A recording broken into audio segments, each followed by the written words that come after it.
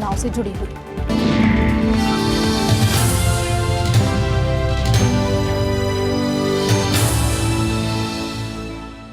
लोकसभा चुनाव के बाकी 4 दौर के लिए चुनाव प्रचार तेज हो गया है और राजनीतिक दलों के नेता देश भर में जनसभा कर रहे हैं। प्रधानमंत्री नरेंद्र मोदी ने झारखंड के लोहरदगा और पश्चिम बंगाल के बोलपुर और रानाघाट में जनसभाएं की। बीजेपी अध्यक्ष अमित शाह ने बिहार के मुंगेर, बेगूसराय और उजियारपुर में एनडीए उम्मीदवार के पक्ष में चुनावी सभा की। उधर कांग्रेस अध्यक्ष राहुल गांधी ने उत्तर प्रदेश में कई चुनावी रैलियों को संबोधित किया। वहीं कांग्रेस महासचिव प्रियंका गांधी वाड्रा ने भी फतेहपुर और महोबा में प्रचार किया। इसके अलावा केंद्रीय मंत्री राजनाथ सिंह, उत्तर प्रदेश के मुख्यमंत्री योगी आदित्यनाथ, उमा भारती, समाजवादी पार्टी अध्यक्ष अखिलेश यादव, बीएसपी प्रमुख मायावती ने भी कई जगहों पर चुनाव प्रचार किया।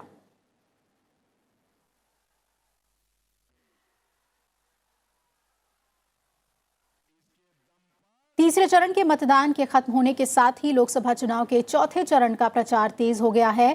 प्रधानमंत्री नरेंद्र मोदी ने पश्चिम बंगाल के बोलपुर और रानाघाट में चुनावी रैली को संबोधित किया। बोलपुर रैली में प्रधानमंत्री ने कहा कि बंगाल में 3 चरणों के मतदान के बाद साफ है कि यहां बदलाव की बयार है और सिंडिकेट का सिंहासन डोल रहा है। प्रधानमंत्री ने कहा कि टीएमसी सरकार बीजेपी के लिए जितनी मुसीबतें खड़ी करेगी, उतनी ही ज्यादा ताकत से कमल खिलने वाला है। प्रधानमंत्री ने आतंकवाद के खात्मे और बंगाल के विकास के लिए बीजेपी को वोट देने की अपील की। पश्चिम बंगाल की 8 सीटों पर चौथे चरण में 29 अप्रैल को मतदान होगा।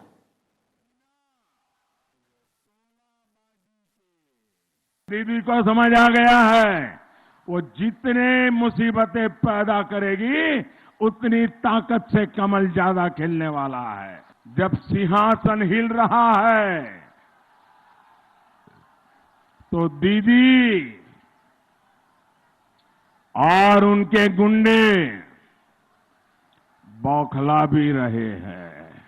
सभी कार्यकर्ताओं से कहूंगा, मैं यहां के लोकतंत्र प्रेमी सभी मतदाताओं को, नागरिकों को कहूंगा कि आप पूरी मजबूती से डटे रहिए।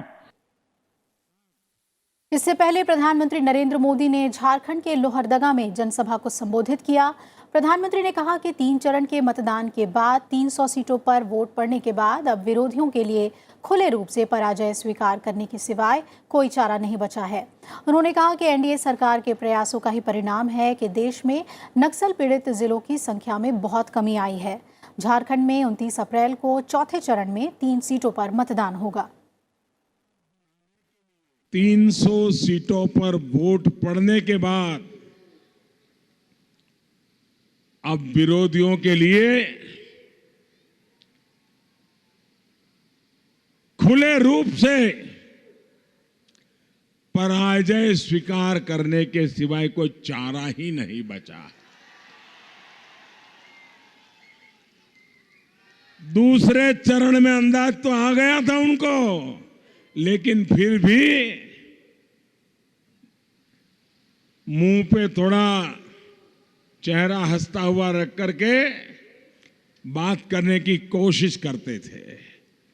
लेकिन कल के मतदान के बाद तो ऐसे चेहरे लटक गए हैं। जितनी गालियां मोदी को देते थे, अब कल से उन्होंने ईवीएम को गालियां देना शुरू कर दिया है। अपनी नाकामी का, अपने पराजय का ठिकरा ईवीएम पर फोड़ने की तैयारी कर ली है भाई। उधर बीजेपी अध्यक्ष अमित शाह आज बिहार के दौरे पर हैं। उन्होंने बेगूसराय और मुंगेर में जनसभा को संबोधित करते हुए विपक्षी दलों पर निशाना साधा। उन्होंने बिहार में नीतीश कुमार, सुशील मोदी और नरेंद्र मोदी की जोड़ी को अगले 5 साल में बिहार को पूर्ण विकसित राज्य बनाने की दिशा में एक मजबूत जोड़ी बताया और उन्होंने कहा कि महामिलावट के नेता कश्मीर को भारत से अलग करना चाहते हैं। उन्होंने कांग्रेस के घोषणा पत्र को सुरक्षा बलों के खिलाफ बताया।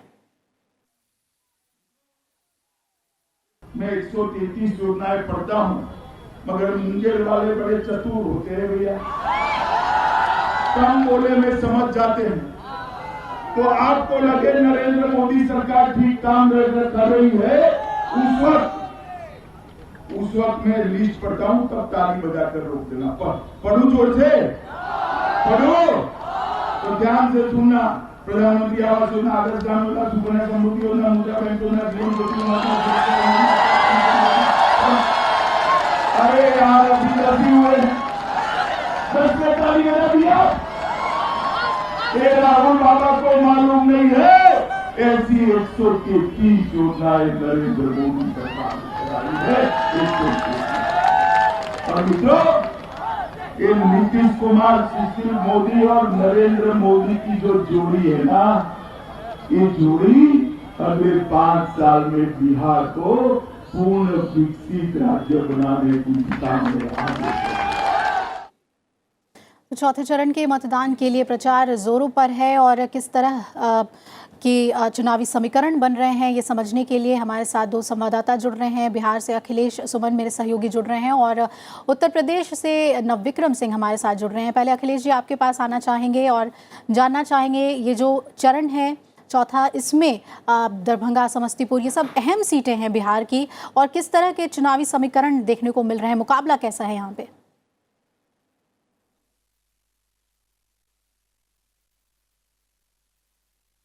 बहुत ही अहम है, इसलिए अहम है कि पांचों की पांचों सीटें, इस चरण की जो पांचों सीटें हैं, पांचों सीटें एनडीए के पास है। अभी 3 सीट बीजेपी के पास है और 2 सीटें एलजेपी के पास थी, जिसमें कि एलजेपी ने 1 सीट मुंगेर जेडीयू को दिया है। तो एक तरह से समझ सकते हैं कि एनडीए के जो 3 महत्वपूर्ण घटक हैं, बीजेपी, एलजेपी और जेडीयू, तीनों इस चरण में चुनाव मैदान में हैं। और इसमें भी खास बात यह है कि अभी मैं बेगूसराय में खड़ा हूं। बेगूसराय जहां की गिरिराज सिंह को नवादा से लाया गया है और नवादा से गिरिराज सिंह लड़ेंगे। उनके खिलाफ तनवीर हसन को खड़ा किया गया है। आरजेडी के काफी अच्छी टक्कर है, लेकिन इसके अलावा सीपीआई ने कन्हैया कुमार को उतारा है और कन्हैया कुमार भी काफी अच्छी टक्कर दे रहे हैं बेगूसराय में, आपको मैं बताऊं। और आज मुझे यह पता चला कि महागठबंधन ने हालांकि तनवीर हसन को दिया है समर्थन, कांग्रेस ने भी उनको समर्थन दिया है, लेकिन महागठबंधन का एक साथी एनसीपी यहां कन्हैया कुमार को समर्थन दे रहा है। और डीपी त्रिपाठी जो एनसीपी के प्रमुख नेताओं में से एक है, डीपी त्रिपाठी बेगूसराय में थे, आज सुबह वो गए हैं यहां से दिल्ली फिर से वापस। तो काफी रोचक मुकाबला बेगूसराय का होने वाला है। कौन जीतेगा कौन हारेगा यह महत्वपूर्ण नहीं है, लेकिन मतों का विभाजन काफी बड़ी संख्या में होगा। काफी चुनाव प्रचार काफी तेजी से है, तीनों अपने अपने तरीके से। आपने सुना अमित शाह ने किस तरह से राष्ट्रवाद की बात कही, उन्होंने रामधारी सिंह दिनकर के परशुराम की प्रतीक्षा कविता का भी उल्लेख किया, और उन्होंने डॉक्टर श्री कृष्ण सिंह जो बिहार के पहले मुख्यमंत्री थे उनके विकास कार्यों का उल्लेख किया, और बरौनी यहीं के बगल में है, बरौनी तेल कारखाने का उन्होंने जिक्र किया। तो इन सारी बातों को उन्होंने बेगूसराय की जनता को आकर्षित करने का प्रयास किया है। लेकिन इसके अलावा जो आरजेडी है, तनवीर हसन, उनको अपने सामाजिक समीकरण पे भरोसा है।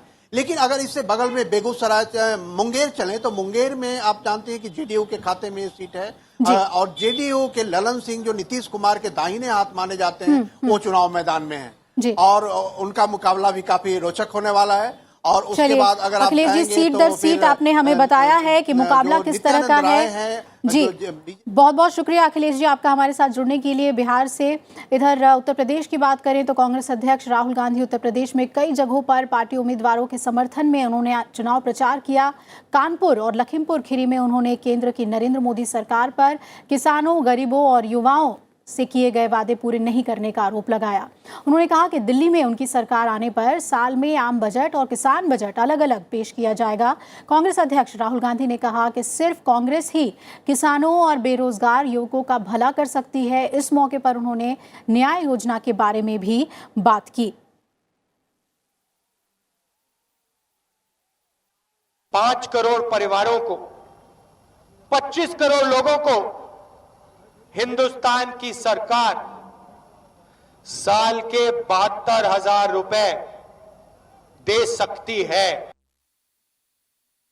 वहीं कांग्रेस महासचिव प्रियंका गांधी वाड्रा आज उत्तर प्रदेश के दौरे पर रहीं। फतेहपुर में रैली को संबोधित करते हुए उन्होंने जनता और नेताओं के बीच की दूरी को खत्म करने पर जोर दिया।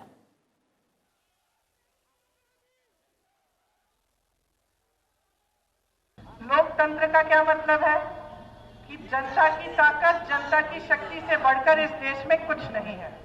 इसीलिए आप सबको वोट है मिलता है। जो वोट है सबसे बड़ी ताकत है आपकी। आपका अधिकार भी है, लेकिन आपका हथियार भी है। आप इस हथियार को सोच समझ के इस्तेमाल करिए इसे। और आइए उत्तर प्रदेश का रुख कर लेते हैं। नवविक्रम हमारे साथ जुड़े हुए हैं। नवविक्रम, 13 सीटें हैं इस चरण में, तो जाहिर तौर पर बेहद अहम है ये चरण। किस तरह का मुकाबला हम देखें, और क्योंकि कांग्रेस के चुनाव प्रचार को हम दिखा रहे थे, तो ये भी समझना चाहेंगे कि उत्तर प्रदेश में कम से कम कांग्रेस का जनाधार जो है वो चुनावों में बिल्कुल भी देखने को नहीं मिला है वोट के लिहाज से। तो क्या दिख रहा है, जो मेहनत राहुल गांधी और प्रियंका गांधी कर रहे हैं उसका असर दिख रहा है प्रचार में?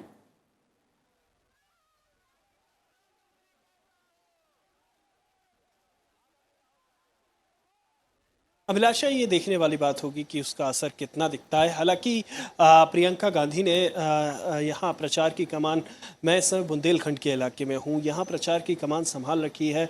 वो महोबा आने वाली हैं, इसके अलावा ओरई में। और अगर भारतीय जनता पार्टी की बात करें तो भारतीय जनता पार्टी की तरफ से भी दिग्गज नेता यहाँ लगातार रणनीति और प्रचार में जुटे हैं। मुख्यमंत्री योगी आदित्यनाथ ने हाल ही में बुंदेलखंड के इलाके में कई रैलियाँ की। इस पूरे चरण में करीब 13 सीटें हैं, जो पिछले चरणों के लिहाज से ज्यादा हैं। तो और कांग्रेस की अगर बात की जाए तो कांग्रेस ने यहाँ कानपुर की सीट हो, शिवकाश जायसवाल बड़े नेता माने जाते हैं, सलमान खुर्शीद फर्रुखाबाद से।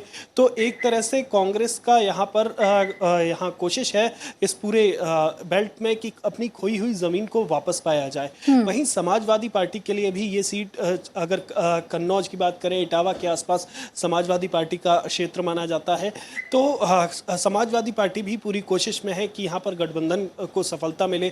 यहाँ जो उरई है, ये जालौन लोकसभा सीट है, यहाँ पर इससे पहले घनश्याम अनुरागी सांसद थे जो समाजवादी पार्टी से थे। हालांकि उन्होंने बीजेपी ज्वाइन कर ली है, लेकिन जो सियासी समीकरण है इस बार पिछले बार के मुकाबले बेहद बदले हुए हैं।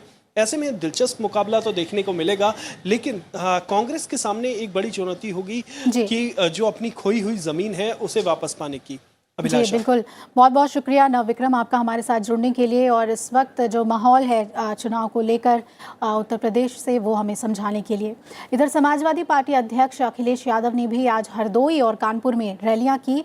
हरदोई में अखिलेश यादव ने अपने संबोधन में सबसे पहले समर्थकों को धन्यवाद दिया और कहा कि इतनी गर्मी और भरी दोपहरी में आप लोग यहाँ आए, ये बड़ी बात है। उन्होंने केंद्र सरकार की नीतियों की आलोचना की और गठबंधन प्रत्याशी के लिए वोट मांगा।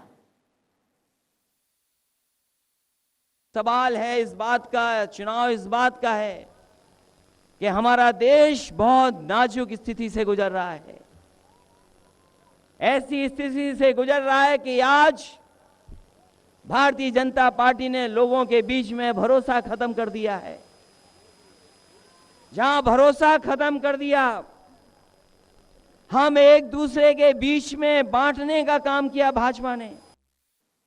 वहीं बीएसपी अध्यक्ष मायावती ने आज उत्तर प्रदेश के अकबरपुर में चुनावी रैली में कांग्रेस सरकार पर निशाना साधा। उन्होंने कांग्रेस की न्याय योजना को जुमलेबाजी करार दिया। उन्होंने आरोप लगाया कि बीजेपी के साथ कांग्रेस भी बसपा और सपा को रोकने के लिए एक हो गई है, वो गठबंधन को सत्ता में नहीं देखना चाहती।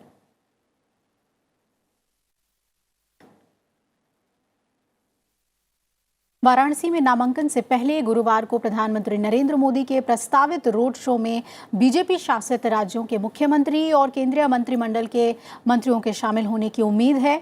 रोड शो को कामयाब बनाने के लिए पार्टी ने पूरी ताकत लगा दी है। लंका चौराहे से करीब 4 किलोमीटर के रोड शो को 80 सोनारपुरा होते हुए दशाश्वमेध घाट तक ले जाया जाएगा। प्रशासन ने यहां सुरक्षा के पुख्ता इंतजाम किए हैं। देखिए, जो अब तक इंटीमेशन है उसमें माननीय प्रधानमंत्री जी 25 तारीख को बीएचयू हेलीपैड पे आएंगे और वहाँ से बीएचयू के मेन गेट जहाँ मालवीय जी की प्रतिमा है वहाँ से उनका रोड शो प्रारंभ होगा, जो सिवाला जंगमबाड़ी होते हुए गोदौलिया होते हुए चितरंजन पार्क तक जाएगा। तो रोड शो में सुरक्षा व्यवस्थाएं पर्याप्त की गई हैं। जो एंटी सैबोटाज चेकिंग वगैरह होती है वो सब कर दी गई है। पुलिस की ड्यूटियां लगाई गई हैं हर पॉइंटों पे। बाकी जो भी सुरक्षा मानक है उनको ध्यान में रखते हुए हमने कंप्लीट तैयारी की है। उसके बाद माननीय प्रधानमंत्री जी का दशाश्वमेध घाट में गंगा आरती में सम्मिलित होने का कार्यक्रम है। उसके बाद वो वापस चले जाएंगे जहां उनको रात्रि विश्राम जहां भी उनका प्रस्तावित होगा। अगले दिन 26 को उनके नामांकन की संभावना है कि 26 तारीख को नामांकन करेंगे। बनारस की पावन धरती, बीएचयू का गेट और पंडित मदन मोहन मालवीय की प्रतिमा, प्रधानमंत्री नरेंद्र मोदी यहीं पे माल्यार्पण करके और अपने रोड शो की शुरुआत करेंगे। अगर हम बात करें तो 4 किलोमीटर के रोड शो में इसी रास्ते से होते हुए और दशाश्वमेध घाट तक जाएंगे। जैसा कि यहाँ के लोगों ने मुझे बताया कि प्रधानमंत्री 80 चौराहा, मदनपुरा, सोनारपुरा और गोदालिया चौराहा तक रोड शो करेंगे और रोड शो करने के बाद दशाश्वमेध घाट जाएंगे जहां पे वो गंगा आरती में भाग लेंगे। बात रही सुरक्षा की तो सुरक्षा चाक चौबंद है। जितनी हाई राइज बिल्डिंग है उस पे पैरामिलिट्री फोर्सेस तैनात होंगे। 15 आईपीएस ऑफिसर लगाए गए हैं। उसके बाद कमिश्नर और कमिश्नर के साथ साथ यहाँ के डीएम मौके पर तैनात होंगे। एसपीजी की सुरक्षा है, इसलिए यहाँ पे परिंदा भी पर नहीं मार सकता। जहां तक बात रही कि मोदी को लेकर काफी क्रेज है और बनारस में जगह जगह देख सकते हैं कि उनके समर्थक अभी से इस बात का इंतजार कर रहे हैं कि प्रधानमंत्री कब आएंगे, उनके रोड शो में उन्हें हिस्सा लेने का मौका कब मिलेगा। कैमरा पर्सन प्रसन्न कर्माकर के साथ कृष्ण मोहन शर्मा, राज्यसभा टेलीविजन, बनारस।